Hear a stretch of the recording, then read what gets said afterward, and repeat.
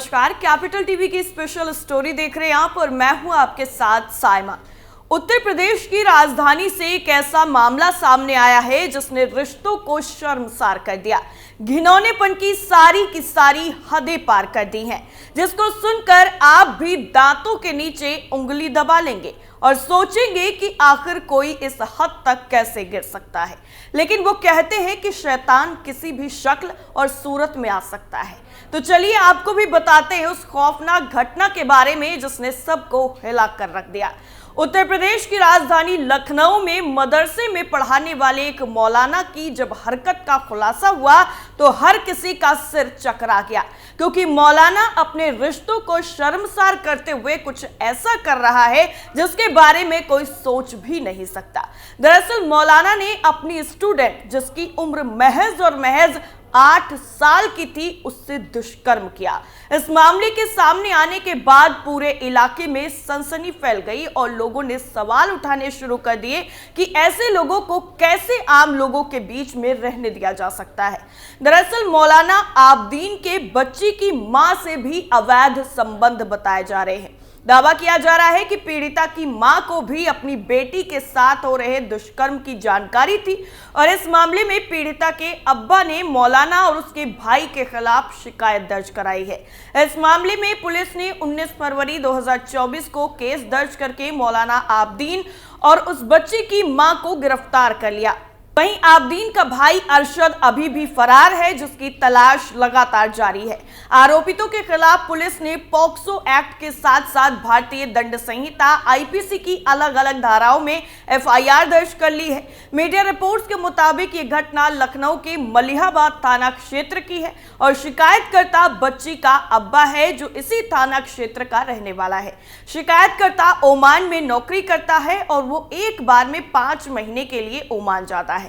इस बार जाने से पहले उसने अपनी बेटी का एडमिशन अपने घर से थोड़ी ही दूर पर मौजूद न्यू हैदरगंज क्षेत्र में बने इस्लामिया शम्सुल उलूम मदरसे में करवाया।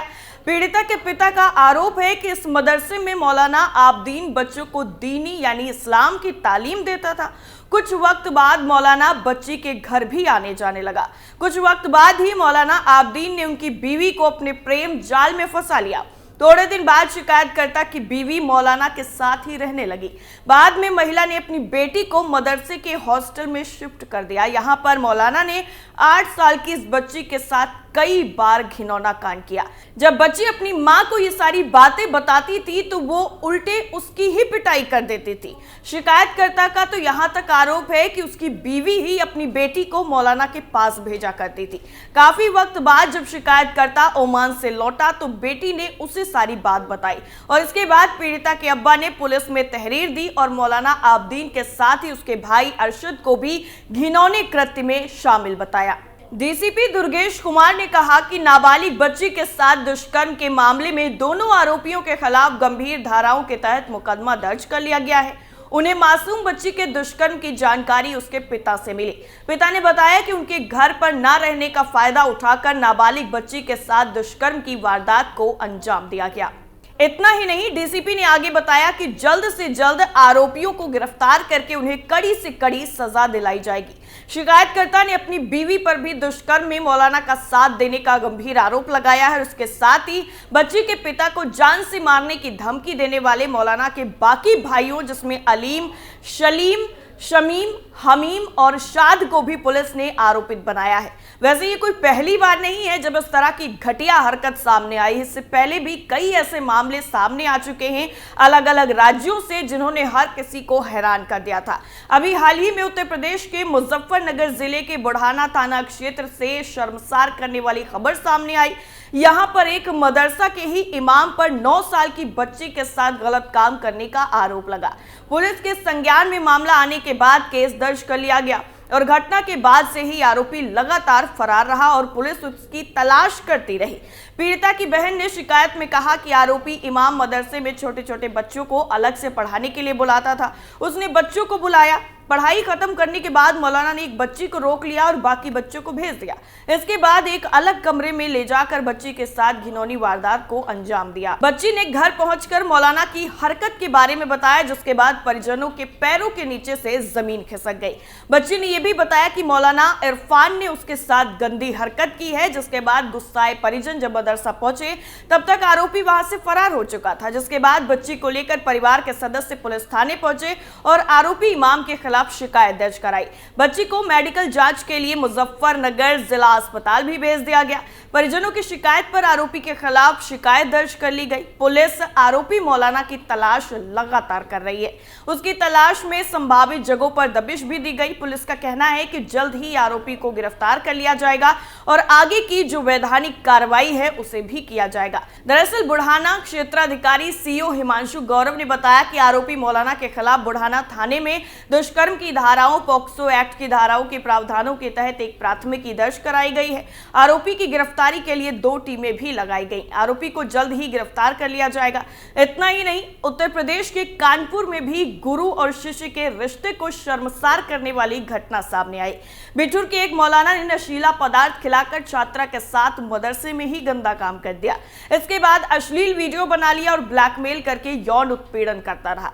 मौलाना की हरकतों से तंग होकर छात्रा ने परिजनों को पूरी आपबीती बताई और उसके बाद परिजनों ने मौलाना के खिलाफ बिठूर थाने में एफआईआर दर्ज कराई।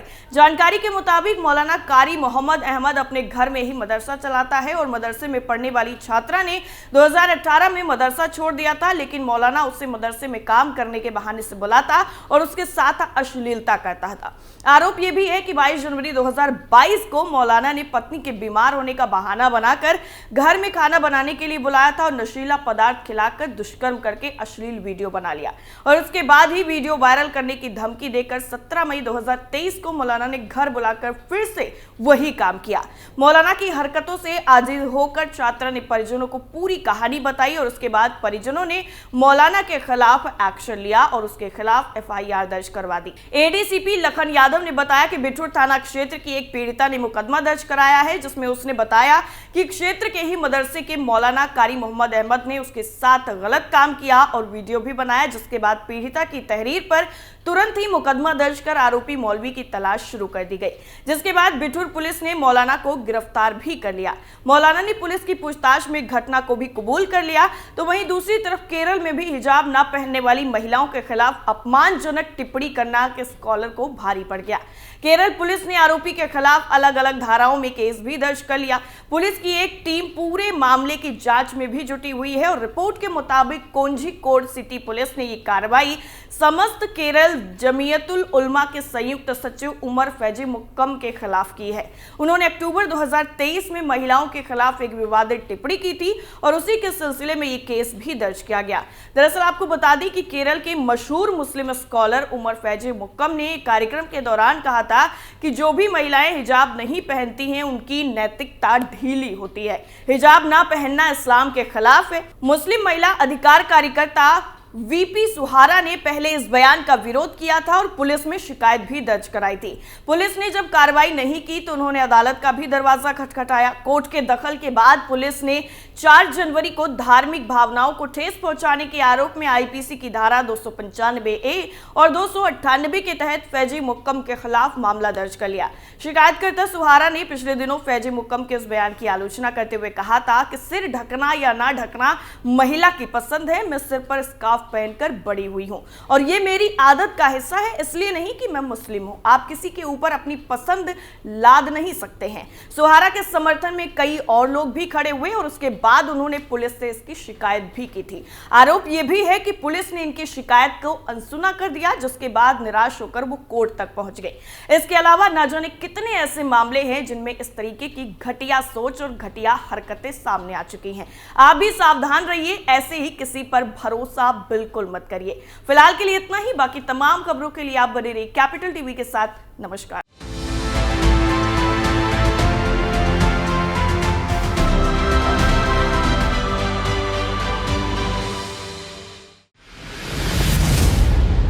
मैं राजनीति करता नहीं, पर राजनीति को बहुत गहरे तक समझता हूं। मैं लोगों के बीच रहता हूं, लोगों के मन को अच्छे से जानता हूं।